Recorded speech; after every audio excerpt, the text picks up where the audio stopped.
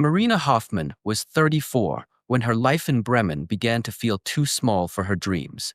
Divorced for 3 years and working as a manager at a clothing boutique in the city center, she spent her days serving customers and her nights scrolling endlessly through Instagram, watching other people live the lives she felt she was missing. Her friends were already in second marriages, some with young children, others planning radical career changes. Marina felt stuck in limbo, never unhappy enough to destroy everything, but never fulfilled enough to feel alive. On one of those lonely February nights, as rain drummed softly against the window of her compact apartment, Marina decided to do something she had never done before. She created a profile on an international dating app, not the German apps she had already tried, where she constantly ran into acquaintances or men who clearly lied about their age and relationship status. This time, she wanted something different. She wanted adventure, possibility, a life Bremen no longer seemed able to offer. The app was called Global Hearts, promising to connect people from different countries who were interested in serious relationships and eventual relocation. Marina spent hours choosing the perfect photos, nothing staged, just moments that showed her life. Smiling on Silt Beach, sitting in a cozy cafe, walking along a mountain trail. In her bio, she was honest, a 34-year-old German woman seeking genuine connection and adventure, someone who loved travel, nature, and deep conversations, open to new possibilities. Messages flooded in quickly. Men from every continent filled her inbox, some clearly chasing a European visa, others sending generic copy-paste compliments. Marina was close to giving up when on the fifth night, she received a message that felt different. The man introduced himself as James, 42, from Texas.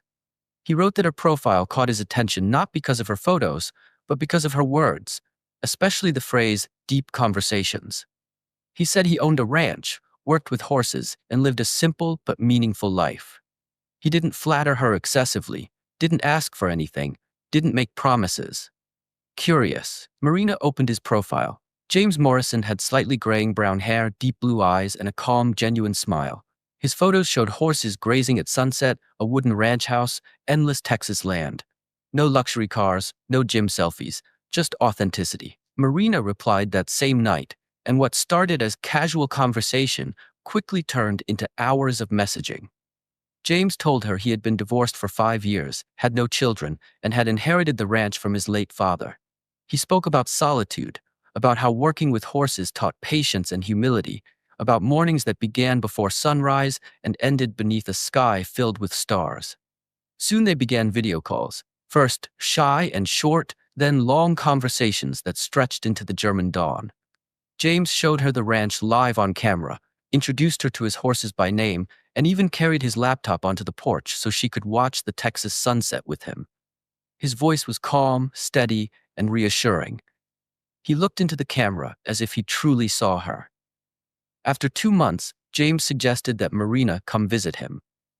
He offered to pay for the ticket, promised she would stay in the guest room, and insisted there was no pressure. If it didn't work out, she could return home with a beautiful trip.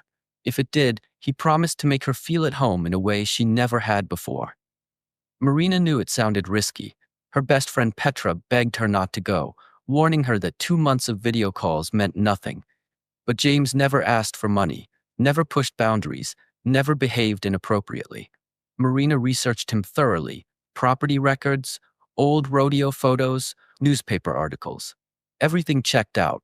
She shared all details with Petra, enabled live location sharing, booked a backup hotel, and bought a flexible return ticket. 3 months after that first message, Marina stood at Bremen Airport with a suitcase and a racing heart. As the plane lifted off, she wondered if this was just a visit or the beginning of something more. When she arrived in San Antonio, James was waiting for her. Taller than she expected, calm and solid, he greeted her warmly and drove her toward the ranch. As the city faded behind them, the road turned to dirt, stretching endlessly through open land. 40 minutes from the nearest town, James explained, no neighbors, no noise, just horses, land, and silence. The ranch looked exactly like the photos. The house was wooden and warm, the inside cozy and welcoming. Marina's guest room was beautiful, complete with fresh flowers and a view of the stables.